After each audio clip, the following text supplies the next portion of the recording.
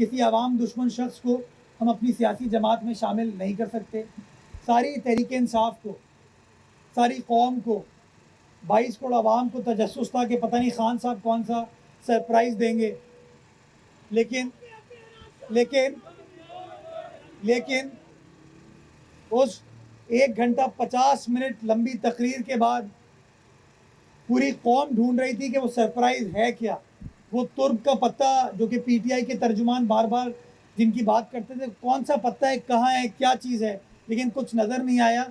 जिस तरीके से पिछले 3.5 सालों में इमरान खान साहब ने अपने हर वादे को निभाया नहीं, हर ऐलान को निभाया नहीं। एक बार फिर खान साहब ने जो पिछले 6-7 रोज़ से अपने तुर्क के पत्ते की और सरप्राइज़ की बात की हुई थी, मैं समझता हूँ उन्होंने उस ऐलान को भी निभाया नहीं और कौम परेशान थी, तजस्सुस का शिकार थी कि पता नहीं खान साहब ने 2 घंटे तक ये अपनी अलविदाई स्पीच करने के लिए हमें इस्लामाबाद क्यों बुलाया।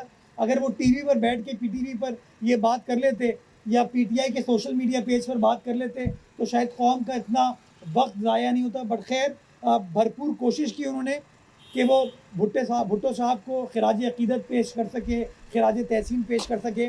हम तो बार बार कहते हैं कि भुट्टो साहब जैसा लीडर बर्रे सगीर की तारीख़ में नहीं आया।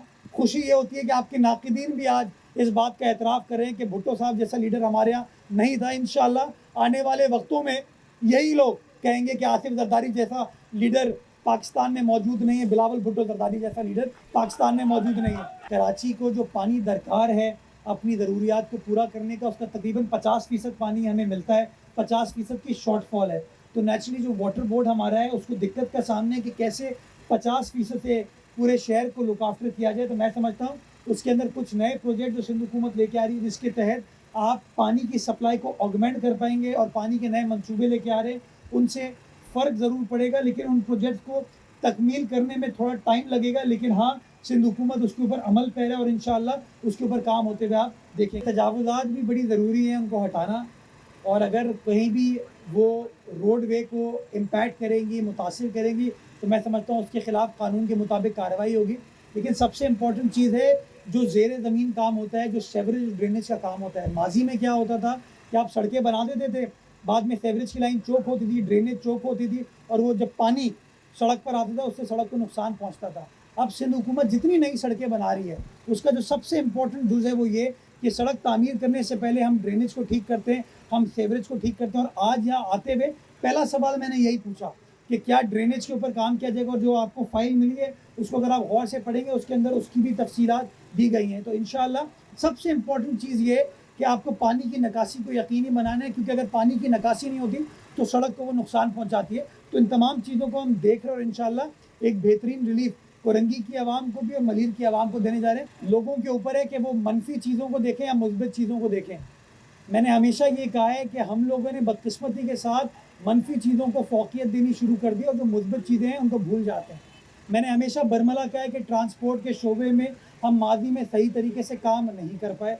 इस माली साल में हमने ना सिर्फ बजट में पैसे अप्रूव किए, हमने उसकी टेंडरिंग की, काबीना ने मंजूरी दी, और टेंडरिंग के बाद उसके जो पैसे पेमेंट है उस कंपनी को दे दिए गए। उस कंपनी ने कमिट किया था 31 जनवरी तक बसेस आ जाएंगी।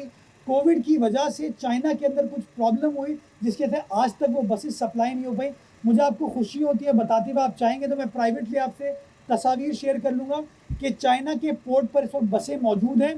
चूँकि कोविड सिचुएशन फिर चाइना में बढ़ी है, वो अपनी वेसल्स को पोर्ट के अंदर दाखिल देने की इजाज़त नहीं दी जा रही। जैसे ही वो चीज़ फिनिश हो जाएगी वो बसेस को लोड कर दिया जाएगा, कराची ले आएंगे।